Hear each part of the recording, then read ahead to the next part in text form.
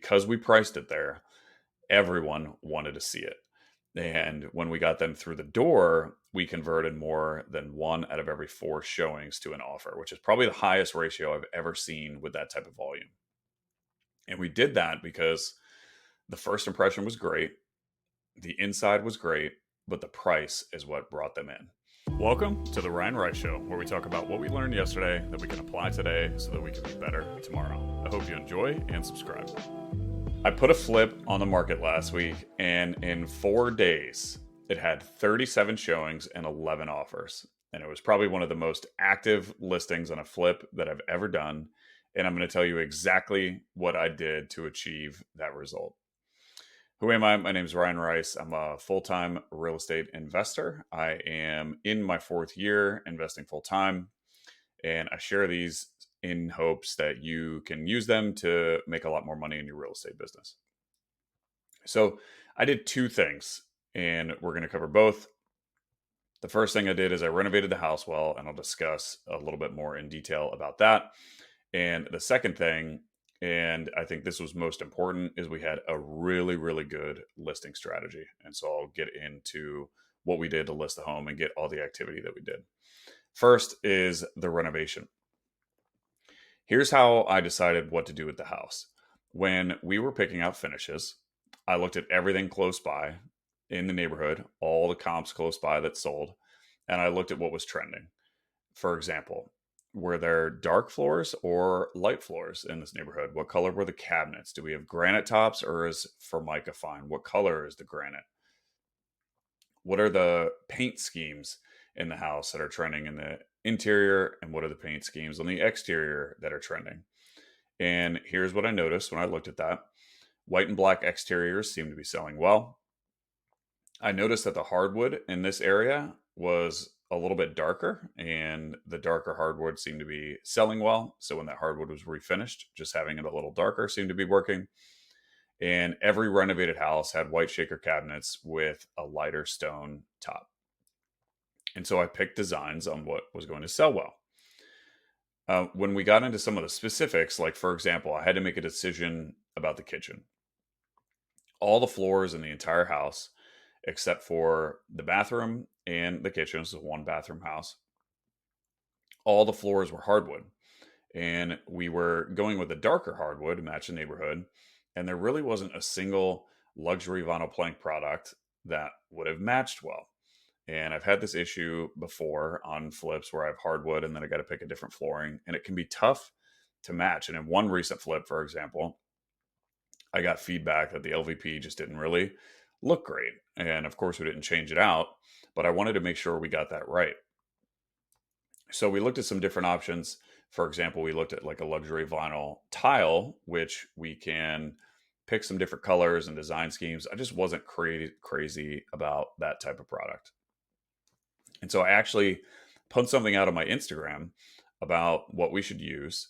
And I got several responses back about a black ceramic. Hey, if you have a dark hardwood, a black floor would look good. And I thought, yeah, that actually would look pretty good. And there was a realtor I previously worked with, and I actually sold her personal residence. So I flipped a house and she bought it as her personal residence.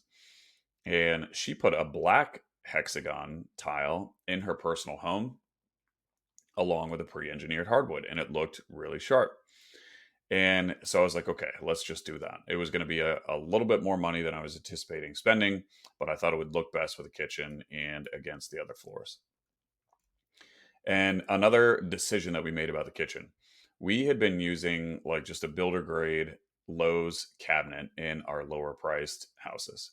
But one thing that we noticed, and it was more than the actual quality of the cabinet itself, but just the design and the functionality of the kitchen cabinet setup, right? So your Lowe's cabinets, they all come in pre-made sizes, and it's just not perfect or set up to be specifically in that kitchen.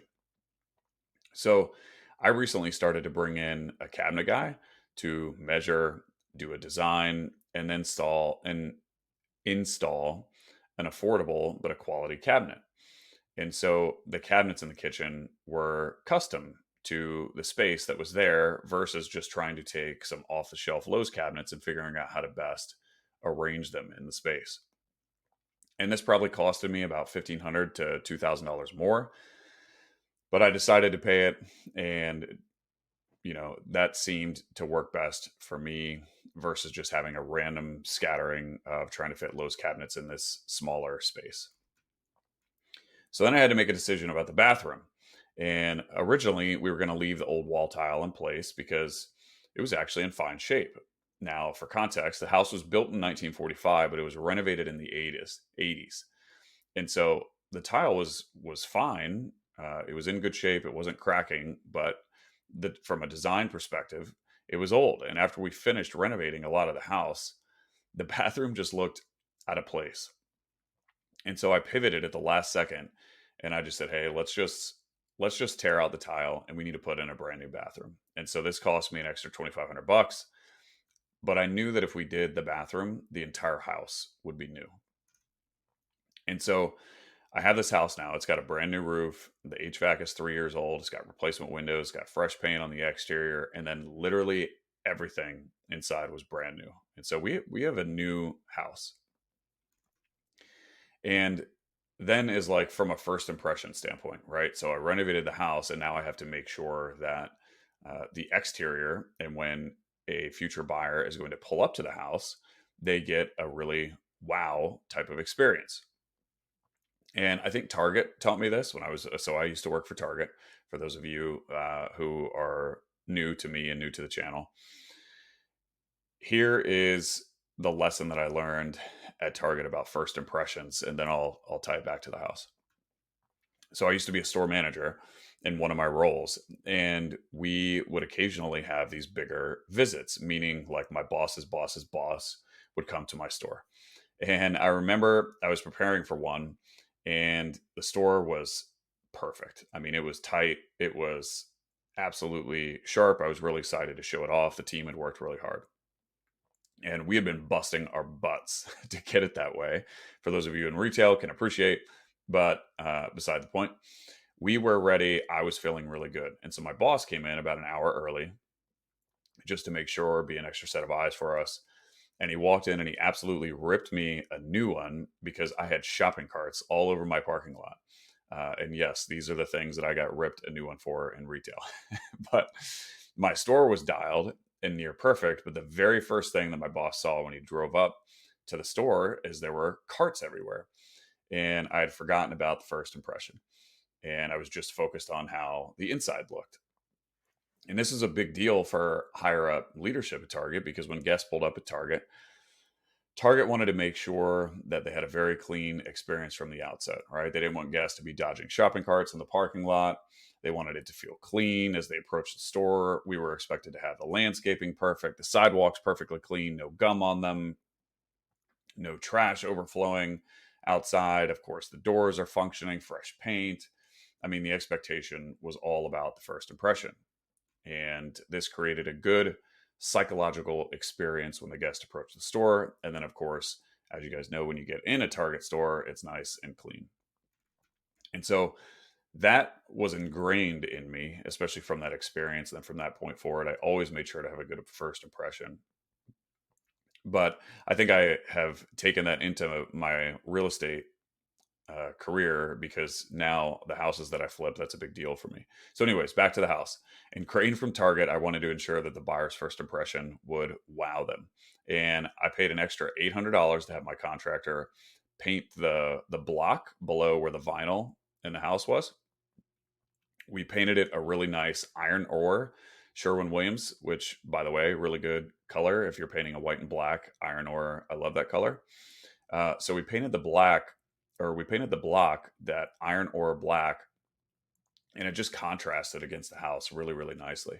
And so the exterior popped. I mean, it looked really, really sharp. And then several weeks before the project was ready, we laid down grass seed, we laid down straw because some of the grass had died just from the previous owner had. It seemed like there was always people parking in the lawn, and so there was just dirt. And so we made sure contractors stopped parking in the lawn so that the grass could grow. We watered the grass, and That way, when we went to list the house, the grass was nice and green and there was more grass growing. Real quick, as you guys know, I just recently started this podcast. If you could give it a rating with a quick tap of the thumb, that would mean the world to me. And even more importantly, it could help spread the word to a broader audience, which in turn could help change a life. Thank you so much, and let's get back to the show. And then the driveway was gravel, and it had been a while since any new gravel was laid. And so it just kind of looked meh. And so we laid new gravel, and I paid a few $100 to have them come in and redo it, but it made it look a lot nicer. And finally, there's a front deck, which was kind of like used as the porch. We repainted it. It popped really nicely. We painted the railing white and the floors gray, and that contrasted really nicely against the black block and the black shutters and the black front door and then the white house. And then there was this, for those of you that have seen on decks before, there's this old lattice across the bottom of the deck, and it just looked kind of janky. We were going to paint it, but it was just worn, right? It was just old. And so we ripped it out and I replaced it new. And so now when the buyer pulled up to the house, we created this emotional experience, right? Our first impression was solid. And then I knew with the renovation that we would wow them when the buyer went inside. And so this kind of chain of events, it was important to me because I knew now that a buyer was going to be emotionally attached to the home. At least I thought it looked really good, and it met the standard that I had. And a quick note, real quick, on the quality of work, because I haven't touched on that. I went a couple times to the house during the renovation to ensure that the expectations were set. And my realtor also did a really, really good punch walk prior to listing it. But your quality of work is just a given at this point. That's the standard. Good, clean construction. You cannot deliver a house that has a poor quality of work. For example, like, don't arrange your kitchen so that you open a drawer and it hits an appliance and it doesn't even open. Don't have trim that's ripping apart shortly after reno because it wasn't done right, or it wasn't caulked well, or it wasn't painted, or it wasn't attached to the walls well. Your floors can't be crooked because the subfloor wasn't dug right. I mean, your details matter. It needs to be a good quality construction. Even if you don't use high-end finishes, the quality of the work is important, and you just have to do good quality work. And so that is a given. And so now I want to get into the list strategy. What did we do from a listing standpoint? How did we list the house to drive all of the traffic that we got? Because like I said, we got 37 showings in 4 days, which was a lot. So aside from doing a nice renovation, I think we did a really nice job here. And I'll give a lot of kudos to my realtor. Such an important piece of this game is to have a great realtor. And my realtor crushed it with this listing strategy.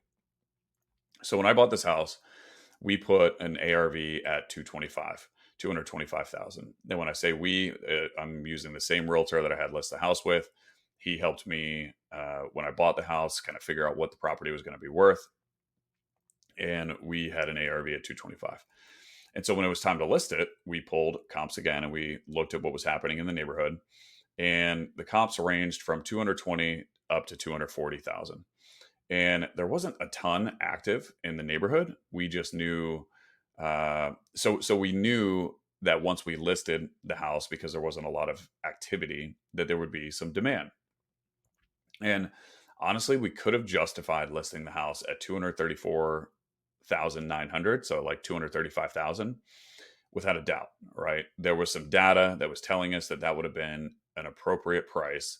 But my realtor actually knew this area really, really well. And there was some data that was saying, we should be a little bit closer to 220. And my realtor, he said, hey, look, trust me. I know the price of this house. And I'm telling you, if we list for 220, that is the right price. And if the house is worth more, the market is going to give that feedback and we're going to sell it for more. But if you list for 220, that's going to be the right price. And a quick side note, every time I list a house, I always go pull comps myself, and I have a number in my head. My realtor does the same. And then we come together without influencing each other's opinion of what price we should list it. And then that way, if there is any discrepancy, then we can review that together and figure out where one of us might have missed something. And that has been a really, really good activity that has served us well. We decided to list it at 220,000. We said, hey, 220 is the right price. I could see where my realtor was coming from. And there was one of the $240,000 houses, one of the $240,000 comps. It had a garage though, and ours did not have a garage, although the garage was in really, really rough shape.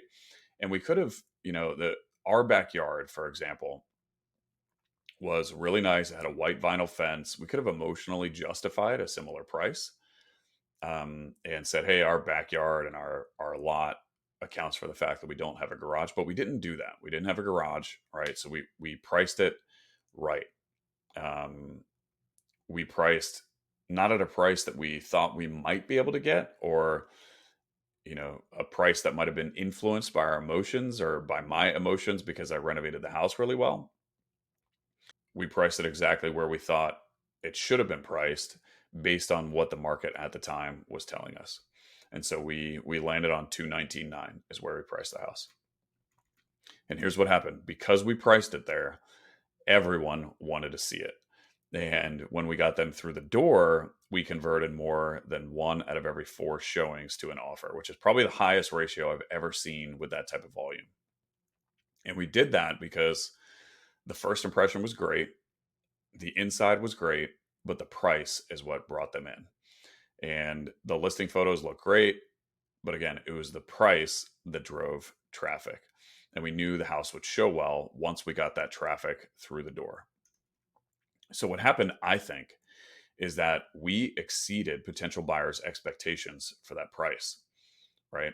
Had we listed it at 234.9, I think the expectations that buyers had when they walked through the house would have been higher because it's a higher price.